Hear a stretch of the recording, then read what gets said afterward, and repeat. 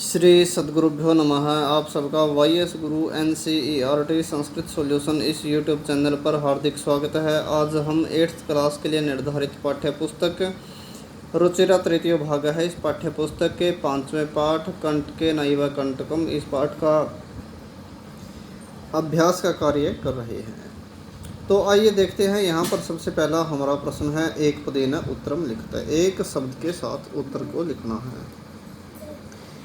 हमारे जो प्रश्न हैं उनके आंसर मैंने प्रश्नों के सामने ही लिख रखे हैं और इनका अर्थ समझ लीजिए कि प्रश्नों में क्या पूछ रखा है। पहला है, व्यादस्य शिकारी का नाम किम क्या आसित था। शिकारी का क्या नाम था? चंचला है। यह इसका आंसर हो जाएगा, चंचला है। दूसरा है, चंचल है व्याघ्रम कुत्र दृष्टवान। चंचल है, चंचल ने व्याघ्र बाघ को कुत्र कहाँ दृष्टवान देखा। चंचल ने बाघ को कहाँ देखा? जाले, जाल में। कस्मै किमपि अकार्यम न भवति। कस्मै किसके लिए, किमपि कुछ भी, अकार्यम अकार्य या न करने योग्य कार्य न नहीं भवति होता है। किसके लिए कोई भी कार्य न करने योग्य नहीं होता? तो क्षुधार्ताय, भूखे के लिए। अर्थात तो भूखे, यह शेर ने कहा था कि भूखे के लिए ऐसा कोई काम नहीं जो वो कर ना सके। भूखा आदमी कुछ भी कर सकता है। क्षुधार्ताय। इसके बाद है चौथा, बद्री गुलमानाम पृष्ठे का निलीना आसित। बद्री गुलमानाम का मतलब है बेर की झाड़ियों के पृष्ठे पीछे का कौन, नीलिना छिपी हुई आसित थी। कौन छिपी हुई थी? लोमसी का, लोमड़ी। सर्वम किम समीहते, सर्व है सब, किम क्या, समीहते चाहता है, चाहते हैं। सब क्या चाहते हैं? स्वार्थम, स्वार्थ को। निसहाय व्याध है किम अयाचित। निसहाय व्याध है, इसने मिसप्रिंट कर दिया, यहाँ व्याघ्र आएगा। यह हमने ठीक कर लिया। व्याध को काट के व्याघ्र कर लो, क्योंकि जो शेर है, बाघ है, वो बाद में जाल में बंधने के बाद उछल कर असहाय हो गया था और फिर उसने प्राणों की भिक्षा मांगी। तो निसहाय व्याघ्र कि मायाचत। निसहाय बाघ ने क्या मांगा? प्राण भिक्षा, प्राणों की भिक्षा मांगी। इसके बाद हमारा दूसरा प्रश्न है, पूर्ण वाक्य में उत्तरता। पूर्ण वाक्य में उत्तर दो। इसमें कौन से शब्दों को चेंज करके आपको क्या क्या और शब्द लिखने हैं वो मैं साथ में बताता रहूँगा। आप ध्यान से सुनते रहें और समझते रहें। हमारा पहला प्रश्न है, चंचलेन वने किम कृतम। इसका अर्थ बनेगा चंचलेन, चंचल के द्वारा, वने वन में, किम कृतम क्या किया गया। यह प्रश्न हो गया। अब हमारा आंसर बनेगा, चंचलेन वने जालम विस्तारितम। ये दोनों शब्द कट जाएंगे और इन दो शब्दों की जगह ये दो शब्द आ जाएंगे। इसके बाद पूर्ण विराम। चंचलेन वने जालम विस्तारितम, चंचल के द्वारा वन में जाल फैलाया गया। दूसरा प्रश्न है, व्याघ्रस्य पिपासा कथम शांता अभवत। व्याघ्रस्य बाघ की पिपासा, प्यास, कथम कैसे, शांता शांत, अभवत हुई। तो इसमें कथम शब्द को काट के हम कथम की जगह पर जलम पित्वा लिख देंगे और शेष लाइन हम वैसी की वैसी रखेंगे। हमारा आंसर बनेगा, व्याघ्रस्य पिपासा जलम पित्वा शांता अभवत। बाघ की प्यास जल पीकर शांत हो गई। तो कथम हम हटा देंगे और जलम पित्वा, ये दो शब्द हम यहाँ लिख देंगे। तीसरा है, जलम पित्वा व्याघ्र किम अवदत। जल पीकर बाघ ने किम क्या अवदत कहा। तो इसमें किम काट देंगे हम और ये इसके बाद में हम अवदत के बाद में दो शब्द और लिख देंगे, तीन शब्द, सॉरी। जलम पित्वा व्याघ्र है अवदत। जल पीकर के बाघ ने कहा, समय में पिपासा, समय शांत हो गई, मैं मेरी पिपासा, प्यास, मेरी प्यास शांत हो गई। इसके बाद चौथा है, चंचल है मातृस्वसः इति काम संबोधितवान। चंचल ने मातृस्वसः, मौसी, चंचल ने मौसी इति ऐसा काम किसको संबोधितवान कहा। ऐसा किसको कहा? लोमसी काम।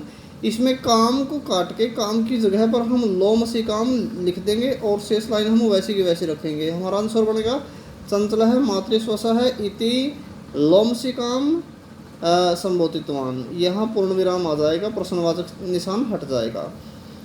तो इसका अर्थ बनेगा, चंचल ने मौसी ऐसा लोमड़ी को कहा।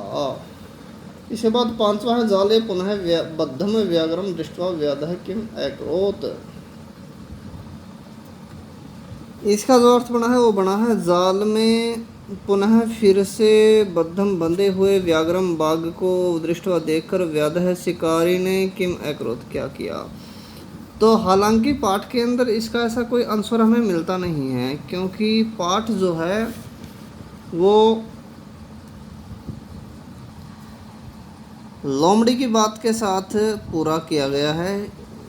लोमड़ी ने अंत में बाघ को कह दिया था कि सभी स्वार्थ चाहते हैं। लेकिन इसका हमने अपने आप आंसर बनाया है। इसका आंसर हम बनाएंगे जाल है पुनः बद्धम व्याघ्रम दृष्टवा व्याध है, यहाँ तक लेकर जाल में फिर से बंधे हुए बाघ को देखकर शिकारी प्रसन्न है भूतवा प्रसन्न होकर गृहम प्रत्यावर्तत, या तो ये लिख देना या फिर अगच्छत, प्रसन्न होकर घर को आ गया या लौट गया। प्रत्यावर्तत, इनमें प्रत्यावर्तत में और अगच्छत में आप कोई सा भी शब्द लिख सकते हैं।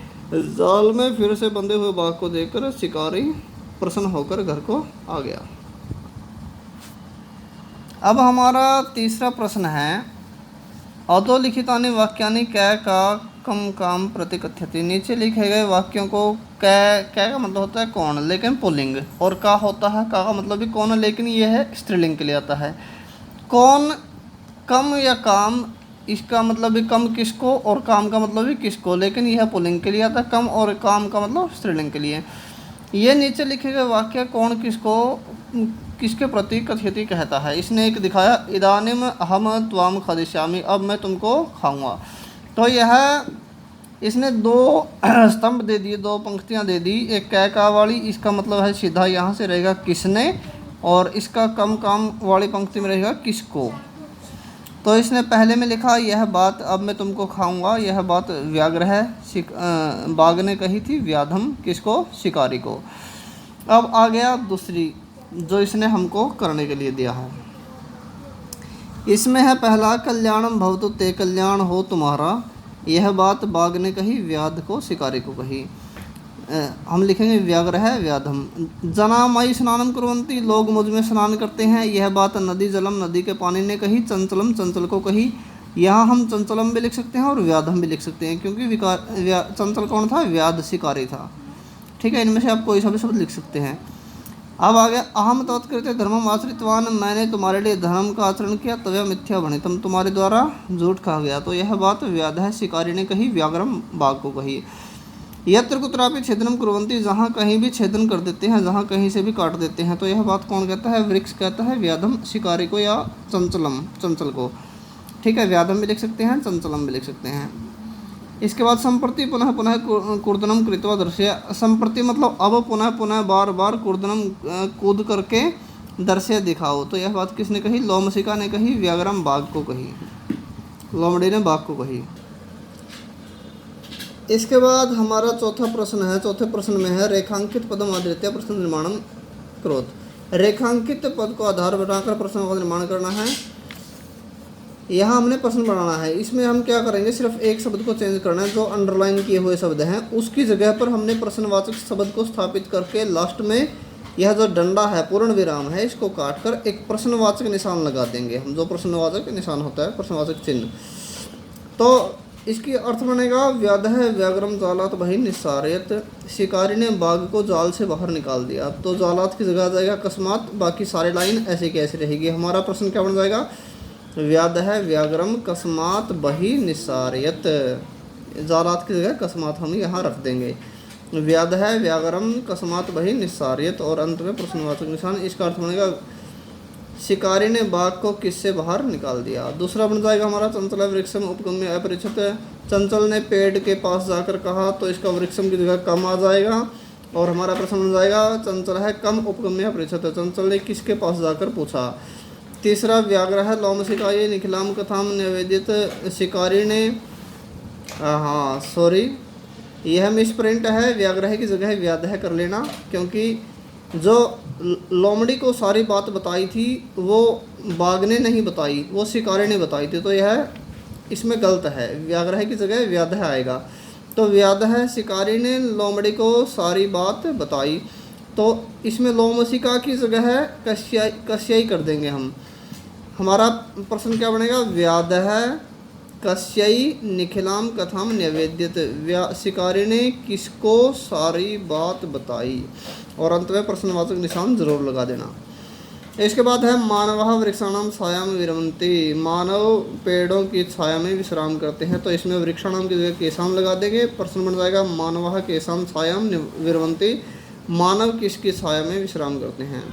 इसके बाद व्याघ्र है नद्याः जलेन व्याधस्य पिपासाम असमयत, बाघ ने नदी के जल से शिकारी, और देखो यह गलत है, यह गलत है, दोनों शब्द गलत है।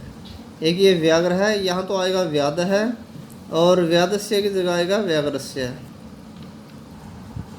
तो ये दोनों शब्द मिसप्रिंट हुए हैं। और यह जो किताब है यह मैं दिखा देता हूँ कब की छपी हुई है, क्योंकि ये किताबें पहले भी थी, पहले वाली किताबों में मिसप्रिंट था नहीं, लेकिन मेरे पास जो किताब है वो देखिए। यह रुचिरा है 8वीं क्लास की, और इसमें प्रथम संस्करण 2020 यहाँ लिखा हुआ है ऊपर, आप देख रहे हैं। और यहाँ पर जो है 21/1/2020। तो इस तरह की किताब जिस बच्चों के पास में हो वो इनमें से ठीक कर लेना वो मिसप्रिंट शब्द को, ठीक है। क्योंकि इससे पहले की किताबों में मिसप्रिंट है या नहीं वो हम नहीं कह सकते, क्या पता पिछली पुरानी किताबों में ठीक हो, इसमें मिसप्रिंट हो गया हो। तो इसके ऐसी जो अब ये नई किताबें आई है 20-21 के सेशन में, तो यहाँ पर इस पाठ में उस प्रश्न में मिसप्रिंट है। हाँ, इस प्रश्न में यहाँ पर हमें मिसप्रिंट है, तो व्याघ्र की जगह व्याध आएगा और व्याधस्य की जगह व्याघ्रस्य है। अब देखिए इसकी हिंदी क्या बनेगी। व्याध है शिकारी ने नद्यः जलेन, नदी के जल से व्याघ्रस्य बाघ की पिपासाम प्यास को असमयत शांत कर दिया। तो शिकारी ने शांत किया था बाघ की, ना कि बाघ ने शिकारी की। जो इसने लिखा हुआ है किताब में उसका तो अर्थ ही उल्टा हो जाएगा। इसका अर्थ बनता है कि बाघ ने नदी के जल से शिकारी की प्यास शांत की, जबकि ऐसा नहीं था, तो शिकारी ने की थी। तो ये दो शब्द काट के व्याघ्र की जगह व्याध कर लो और व्याधस्य की जगह व्याघ्रस्य कर लो। इसके बाद रही बात फिर प्रश्न बनाने की। प्रश्न बनाते हुए हम नद्याः की जगह कस्याः लिखेंगे, और ये दोनों शब्द सारी पंक्ति वैसे की वैसे रखेंगे। हमारा आंसर क्या होगा, व्याधः कस्याः जलेन व्याघ्रस्य पिपासाम असमयत। व्याधः कस्याः जलेन व्याघ्रस्य पिपासाम असमयत। अर्थ क्या होगा, शिकारी ने किसके जल से बाघ की प्यास शांत की। तो यह चौथा प्रश्न था। अब पांचवां देखिए। पांचवें प्रश्न में इस पाठ की तरह एक दूसरी कथा बना दी, उसमें इनमें से रिक्त स्थान भरने हैं। पहला है वृद्ध है, वृद्ध मतलब बूढ़ा, कृतवान किया अकस्मात अचानक, दृष्टवा देखकर, मोचयितुम छुड़ाने के लिए, साटहासम मजाक के साथ, ठाके के साथ, क्षुद्र है छोटा, तरही तो स्वकीय अपने कर्तनम काटना। तो हिंदी बनाता रहूँगा मैं इस पहरे की, और आंसर आप ये रिक्त स्थान आपको दिखाता रहूँगा। इसकी हिंदी बनेगी, या थोड़ा पास से, एक अस्मिन वने, एक वन में, एक है, एक वृद्ध है व्याघ्र है आसित। यहाँ वृद्ध आ जाएगा पहले में। एक वन में एक बूढ़ा बाघ आसित था। स एक दावा है, एक बार व्याधेन शिकारी के द्वारा विस्तारित जाले फैलाए हुए जाल में बद्ध है वो तो बंध गया। वह एक बार शिकारी के द्वारा बिछाए हुए जाल में बंध गया। इसके बाद स बहु प्रयासम कृतवान, दूसरे खालिस्तान में क्या आएगा, कृतवान। उसने बहुत प्रयास किया किंतु परंतु जालात मुक्त न अभवत, जाल से मुक्त नहीं हुआ। अकस्मात अचानक, तीसरे खालिस्तान में आएगा अकस्मात। अचानक तत्र एक है मुस्का समागत, वहाँ पर एक चूहा आया। बद्धम व्याघ्रम दृष्टवा, बंधे हुए बाघ को दृष्टवा देखकर, चौथे में दृष्टवा आ गया, बंधे हुए बाघ को देखकर, सतम अवदत, उसने उसको कहा, अहो अरे भवान जाले बद्ध है, आप जाल में बंध गए। अहम त्वाम, मैं तुमको मोचयितुम इच्छामि। ये सीरियल वाइज जैसे इसने लिखे हुए ऐसे कैसे आ रहे हैं। मैं तुमको मोचयितुम छुड़ाना इच्छामि चाहता हूँ। तत्श्रुत्वा, वैसा सुनकर व्याघ्र बाघ ने साटहासम ठहाके के साथ अवदत कहा, अरे तुम क्षुद्र जीव है, छोटे जीव हो, मम सहायम करिष्यसि, तुम छोटे जीव मेरी सहायता करोगे। यदि तुम माम मोचयिष्यसि, यदि तुम मुझको छुड़ाओगे, तर्हि तो अहम त्वाम न हनिष्यामि, मैं तुमको नहीं मारूंगा।